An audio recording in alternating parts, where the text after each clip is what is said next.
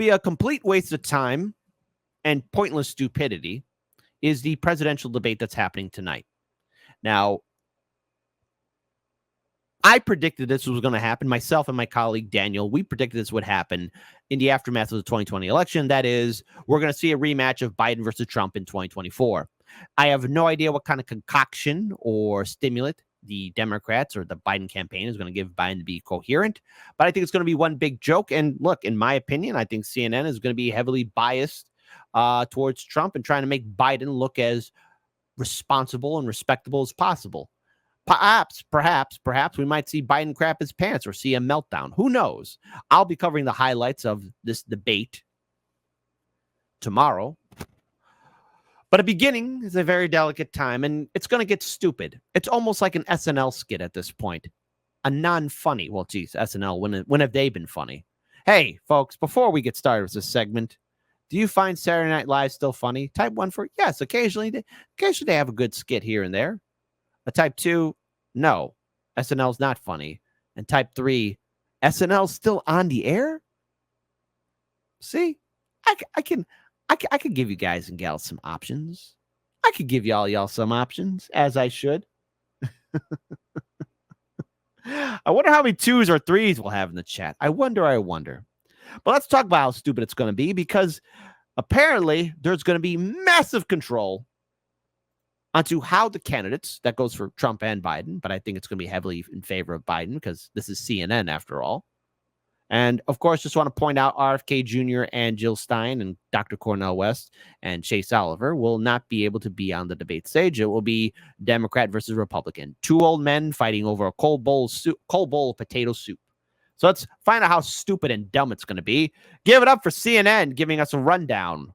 If we go behind the podiums, you can see 2 green lights. When they're on, they signal to the candidate his microphone is on. When the green lights are off, they signal to the candidate his microphone is off. Now I want to give you a sense of what it will look like for viewers at home if a candidate whose microphone is off interrupts a candidate whose microphone is on. So I'm standing at one podium, and I'll ask Phil to come in and take the other podium.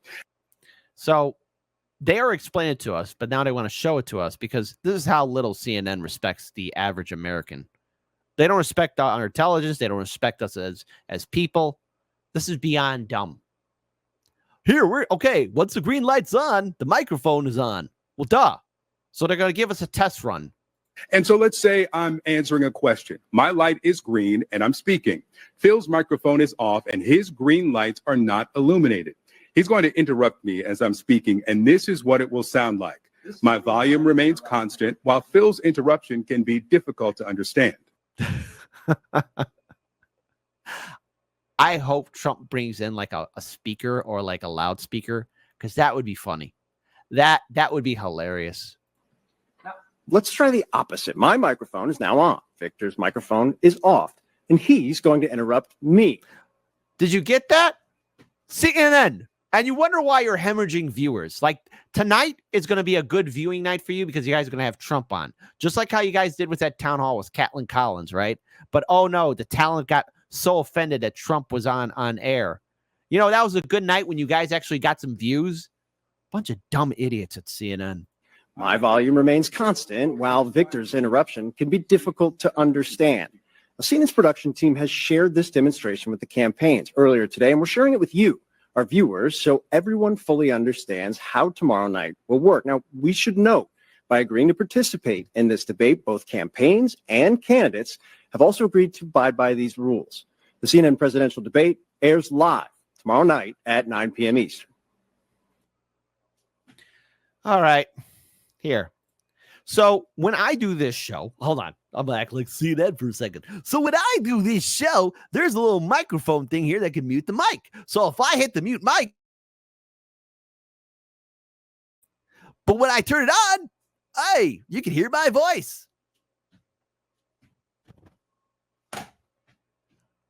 Stupid people all around.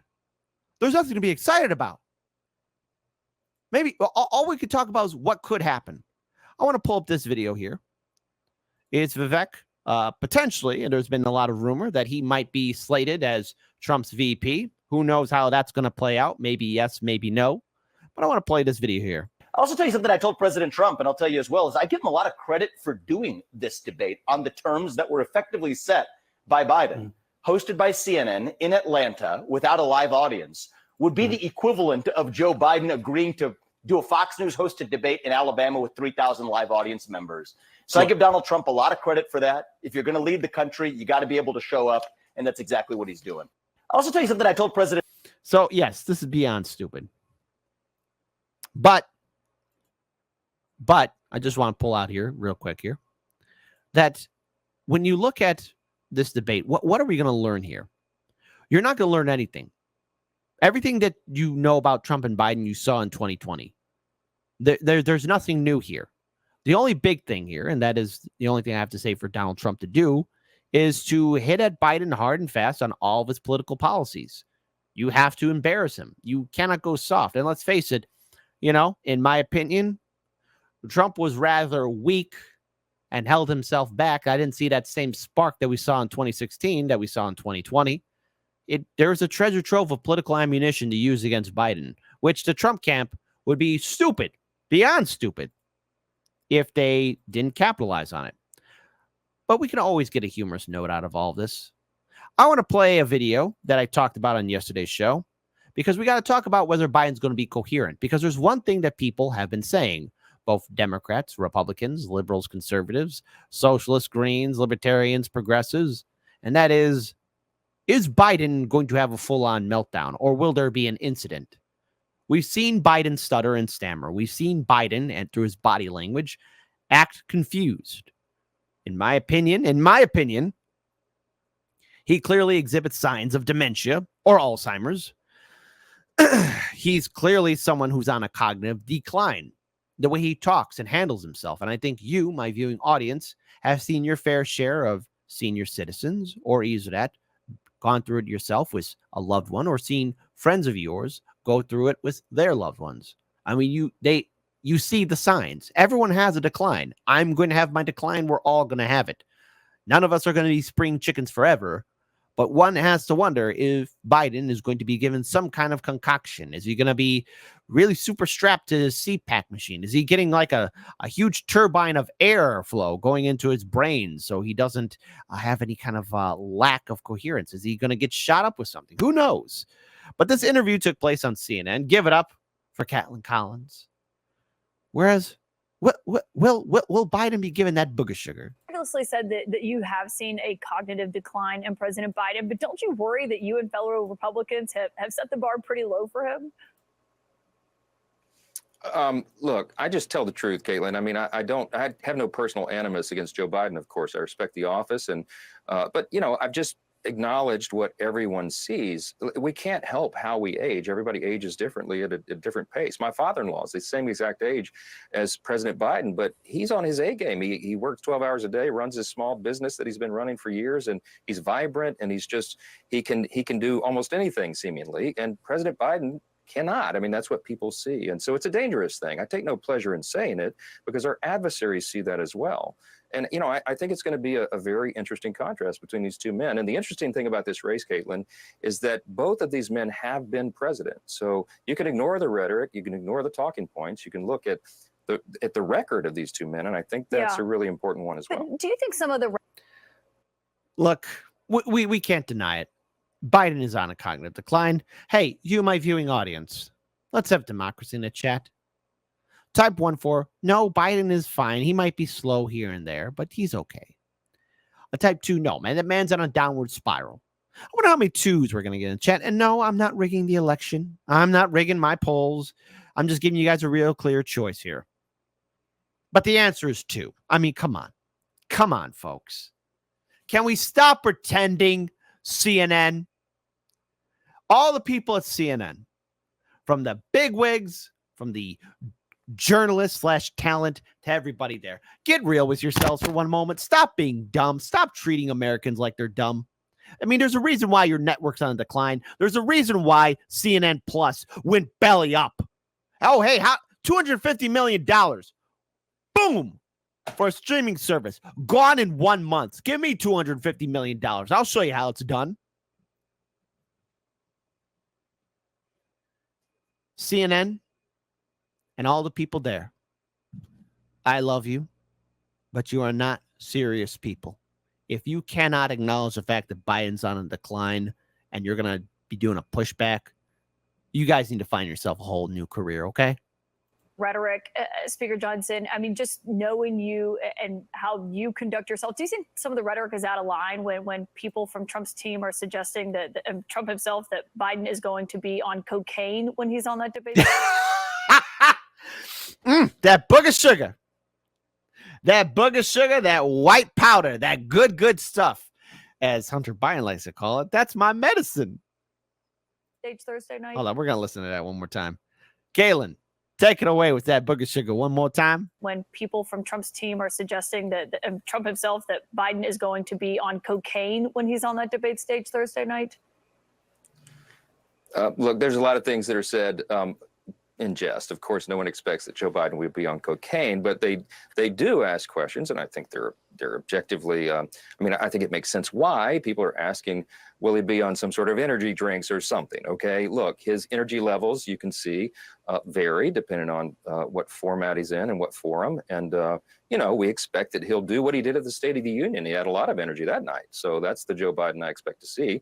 The question is, can he stay for 90 minutes on that stage and go toe-to-toe with President Trump, who, as you know, goes to rallies and talks for 2 hours on end without any break and any notes. So it'll be a very interesting thing to see. Yeah, I mean, now, look, I'll be covering the highlights, but later tonight, I'll be doing movie night because, nothing new is going to happen at the debate unless Biden has a full-on collapse.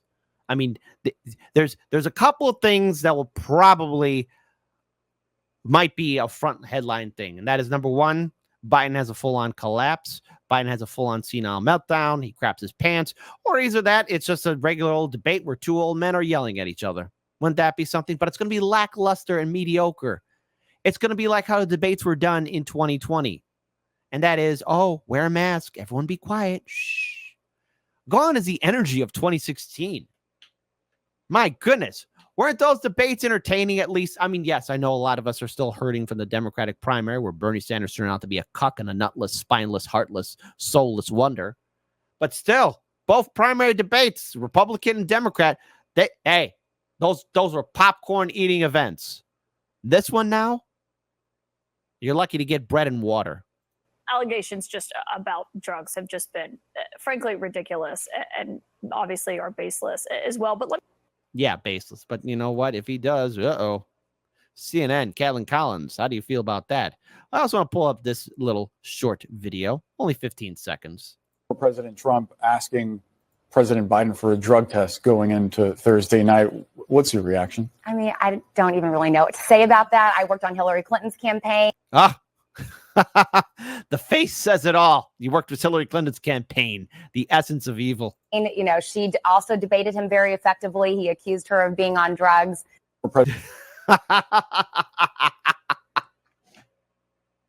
Look, Trump defeating Hillary was like a sweet, delicious treat because I had so many people yell at me. Friends and colleagues say, Kit, you're wrong. Trump can't defeat Hillary in 2016. He won't be able to do it. And the meltdowns were priceless. On a personal note, look, on election night, I do want to see third parties and independents secure at least maybe one electoral college vote. I mean, that would be nice to see. I don't think it's going to happen, but I at least like to see third parties and independents win. I mean, I want to see that. I do want to see that. That will be my high point. But I'm not going to cry a river because Biden lost to Trump. No, I'm going to be crying tears of laughter at watching liberals melt down, and I want to do that. I want to see that happen. I'm looking forward to November because no matter what happens, I won't be panicking and crying and holding my hands together like, oh no, will Trump become president? No, I'm going to be cooking a delicious ribeye steak. Does this make me petty? Possibly. Does this make me indifferent to how people feel about Trump? Yeah. I don't care how people feel about Trump. He's no different than any other person on the planet except he's rich. There we go. That's it. Otherwise, once I cast my vote, I cannot control the outcome of election night. I want to pull up one other final video because, hey, let's give it up for Chucky Boy Todd. Chuck Todd from BSDNC, because I've been taking a big old dump on CNN. Doesn't think there should be any real-time fact-checking at the presidential debates. Chucky boy, take it away. The floor is yours, honey. So CNN has also acknowledged they won't be real-time fact-checking. I know you said in the past this may not be a terrible idea. CNN has said that they're going to put real-time fact-checking on their website and discuss it post-debate. Talk to me about why you think this might be a good idea.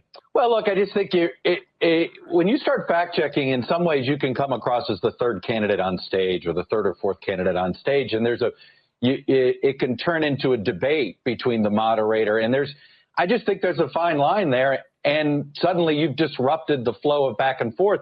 At the end of the day, if one of the candidates misstates a fact, it's on the other candidate to do the fact-checking first. I mean, so in other words, you know what this is? They're cutting the fact checkers. You know how I've covered how CNN and corporate media, they're all like, firing people. Guess they're firing all the low tier people. They're firing investigative journalists, and they're also firing fact checkers. So this is just a way to brush it under the side. This is media talk of, oh yeah, we're gonna run a sleek, fast operation. No fact checking. It's because they're firing people. That's what's happening. MSNBC is doing it. Fox News is doing it. CNN's doing it. So the reason why there's no fact checking is because they might have fired or either that cut their working hours in half. I could be wrong, but why? Get rid of all the fact checkers. Why not do it? Why not do it in real time? I mean, that is your job, journalists, to be the holders of the truth and of facts, right? I mean, for all we know, Biden could say, hey, I was with Nelson Mandela. What's CNN going to say? Nothing. Is that it? You're not going to say that? Or how Biden drove a truck and he never did that? Or how his uncle was eaten by cannibals? CNN. I mean, it's one thing to go after Trump and him making up tall tales and lies, but what about Joe 30330 Biden? I sort of look at it as, I'm curious to see, does the other candidate aware of the misfact check before the moderator gets involved at all? Again, I go back. This is a debate between these two gentlemen. The moderator, I like that word, facilitator. You're there to facilitate the discussion. Make sure that you're filling in the blank if there's some holes. And hey, you didn't touch that part of the Israel-Hamas war. How come you didn't do that? Or things like that. But if you get into the fact-checking business, you can quickly look like a third participant, meaning a third debater on stage. And I don't think you're doing the viewers a service. It's a great point. I do want to get some Chuck Todd hot takes here. No, God, Chuck Todd hot takes. Ugh, sounds gross and disgusting. Gotta wash my face after even hearing that. Ugh. So what can we take away from this? What's going to happen tonight? Debate night. What's going to happen at the debate? Two old men fighting over a cold bowl of soup. And I predicted this would happen. Daniel predicted this would happen way back in 2020. Hard Lens Media was one of the first that Trump was going to run again. And that all the media and all the Vote Blue and all the Democrats are going to do everything they could to make sure he wouldn't run again, try and embarrass him, smear him, slander him. And guess what? He's a Republican nominee. He didn't even have to enter the primary debates, and they still talked about him, and he still won them all. And this thing was Biden. Maybe I'm missing out not covering it. Maybe I'm missing out, maybe I should be doing it. But the thing is, I don't want to give CNN the satisfaction that I'm giving them attention. I'll cover the highlights, but it's two old men who won't care about you, no matter who sits in the White House. Goldman Sachs, the banks, the corporations, Wall Street investors, hedge funds, lobby groups. They're going to be sitting at the table, not you, the Republican voter or the Democratic voter. Doesn't matter if it's Biden or Trump. The only thing that's going to matter is who's going to screw you up the wazoo harder, a Democrat or a Republican, because it's one big club. They don't like you. They don't think about you. They don't respect you, and you ain't in it. And trust me, folks, we got to look at different alternatives to break away from this sick system. And you want to know why this system is so sick? It's because we have unchecked politicians. Because while everyone is focusing on Trump versus Biden, here's what's flying under your radar. final video, final comment on this, because you want to know why it's so sick? Corporate media will never, ever talk about this. The U.S. Supreme Court has wiped out an anti-corruption law that prohibited officials from taking gifts and payments for past favors. State and local officials may now accept gratuities from people who wish to reward them for their actions. The question came to the court in the case of James Snyder, ex-mayor of Portage, Indiana. In 2013, he received $13,000 from a truck company that had received contracts totaling over $1 million for new trash trucks for the city. Snyder insisted it was for consulting services, but federal prosecutors called it a bribe. The ex-mayor was facing nearly 2 years in prison, but by a 6-3 vote, the conviction was overturned. Although the justices emphasized that bribery requires proof of an illegal deal, while a gratuity can be a gift or a reward for a past favor. Looks like the U.S. Supreme Court just basically legalized bribery. They've been done it. You think Trump and Biden are bad? Wait till you see what comes down the road, folks. Doesn't matter who's debating, Democrat or Republican. Both parties are corrupt. Both parties are owned. And you, the donor, not the voter, you, the voter, don't have a say. The donor will always supersede the voter, okay? Donors stand above the voter. And those that are able to bribe these politicians will get what they want. There's a bigger fight here, and it really doesn't revolve around the White House or who sits on the throne. The fight for our republic and our rights as citizens is in front of us, and it is the unchecked corruption of the neoliberal system. How do you think we got these sick politicians? It's because our government allowed bribery and corruption to run rampant. And that won't be talked about at the debate. I can guarantee that.